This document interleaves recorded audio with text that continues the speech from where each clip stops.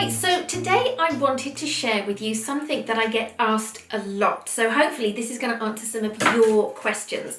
This is all about how to deal with that loss of firmness and the jowls that we get. So this is part of the aging process. We all age differently, but this is a common area, and the neck, that we kind of lose that firmness and that tone as we age. Our collagen and elastin fibers are aging with us. They're losing their spring, so the face doesn't bounce back like it used to. We've obviously got that gravity as well, and that's potential kind of the lymphatic drainage, so sometimes we can get a little bit puffy and a little bit just heavy in the bottom of the face as well. I don't know about you, but you know, if I'm looking down on a phone and I've got my camera on me, excuse the dog there, you know, I can almost feel and see my face kind of hanging. So these massage moves are there to help with exactly that, to give us that natural lift. They are not a magic wand, okay? These are just aspects that you can add in to your home care and maybe your treatments and things that you're doing at home to help. Okay, firstly, I'm going to start by applying a very small amount of oil. A couple of drops in my palm. Warming it up. It doesn't matter what oil you use, ideally plant-based, not mineral-based. And I'm going to apply to the lower part of the face and down the sides of the neck. As with a lot of my massage tutorials, and when I'm working with my own face and my clients in facials, I often start with the neck. If you imagine, if we remove the top layer, underneath we've got all those muscles. They are all connected. You know, the muscles aren't stopping here. So particularly when we're focusing on this area, we need to include the neck as well. So I'm going to release these off. We've got a long sheet of muscle, the platysma and the sternocleidomastoid. I think I've said that correctly. So we're going to be working on those. Even actually around the back, these all kind of match in as well. Work on one side, then the other, and then just releasing it all off. So that's kind of a little bit of an L shape that I'm just pushing back with from the chin to my ears. Okay, so jaw is often an area of tension, and again, because they're all connected, we're going to start by releasing off the muscles underneath. If you chew, you'll be able to feel these muscles move. So being reasonably firm there. I'm going to pinch, so I'm making a pinching action, thumb and knuckle, underneath and above, and I'm going to pinch, pinch, pinch, pinch, and repeat that. The amount of times you repeat is going to depend on the size of your face and your hands. So for me, it's roughly 4 or 5 pinches across the jaw.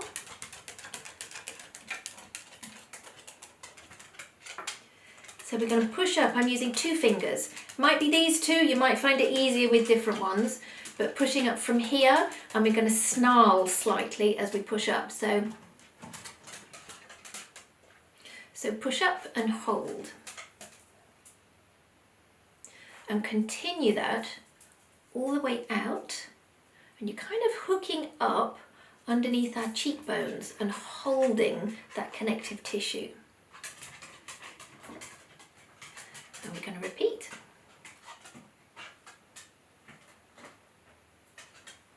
It is quite deep. You know, we are working with some quite strong muscles here, particularly that jaw muscle. And then we're going to switch. I can't speak and push at the same time. I can. I've amazed myself. We're going to switch to knuckles. So again, we're pushing up with those knuckles, and we're going to hold underneath the cheekbone and rock. So you'll be able to feel that muscle being eased underneath the cheekbone. So push up and rock. It's just a gentle rock. It's not a big movement, but you'll definitely feel the difference. So pushing up and rocking, and then pushing up the whole face. And it's kind of, you're just holding slightly with the pads of your hands. So getting nice and close to the sides of the mouth, and then moving it out to the sides. Then we're going to move to one side of the face. So with we're working now on the connective tissue, and it might look a little bit odd. So thumb is on your jaw, and your fingers, we're kind of making maybe a little heart shape, but just like that. And your thumb is pushing up, and there's a hold and I'm going to say pinch, but it's a firm hold, not a pinch outwards. So, and I'm holding each move for about the count of 5 to 8 seconds.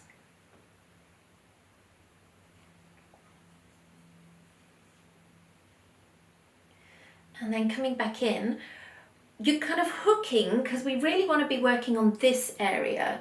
So it's a slight diagonal movement with that hold. And then jaw and up. And further out. And then we're going to push up. And again, we're hooking, and there's just a little bit of a hold so you can feel a bit of tension. And then alternate, push, push. I find whenever I work particularly on one area, so obviously the lower part of the face, you just get a real heat from that extra blood flow that's happening as well. But we're very much working on the underlying muscle, the connective tissues. And then we're going to support the chin, and with our knuckle move, we're going to push and hold. So you can see my hand at the side.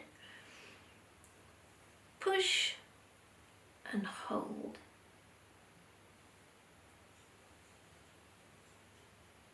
Then we're going to repeat all of those to the other side of the face. So again, we're going back to our connective tissue, thumb on the jaw, and push up. And a gentle pinch, push up, and again, and then that's slightly outwards. Just be cautious that you're not pulling down on the eye area. That's not what we want to be doing.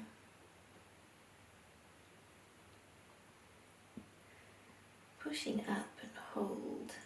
And then using our hand and heel of hand to lift.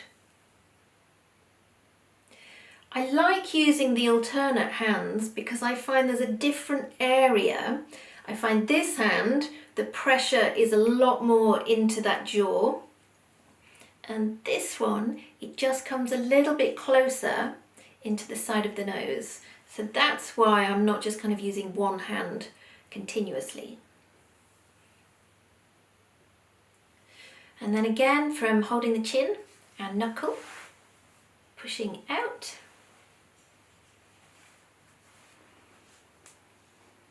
Out. Out. Thumbs underneath, so this paddy bit underneath here, this is an area that starts going on so many of us. We're going to push into that, and then you won't be able to see this action, but I'm going to flatten my tongue to the roof of my mouth. You will be able to feel this muscle under here tighten. So I'm going to do the action, I'm pushing up, you feel all of this tighten. So then this is pushing against you firming that muscle. So I'm going to do that a few times.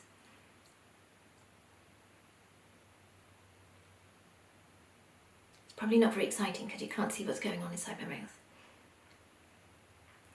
And then gliding out.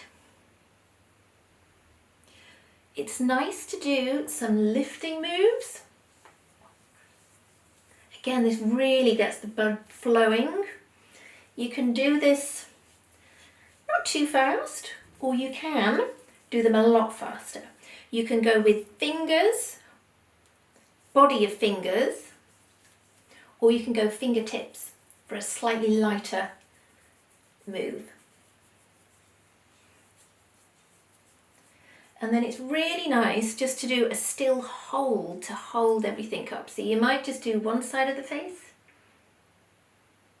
Hold it for anything from 8 to 10 seconds.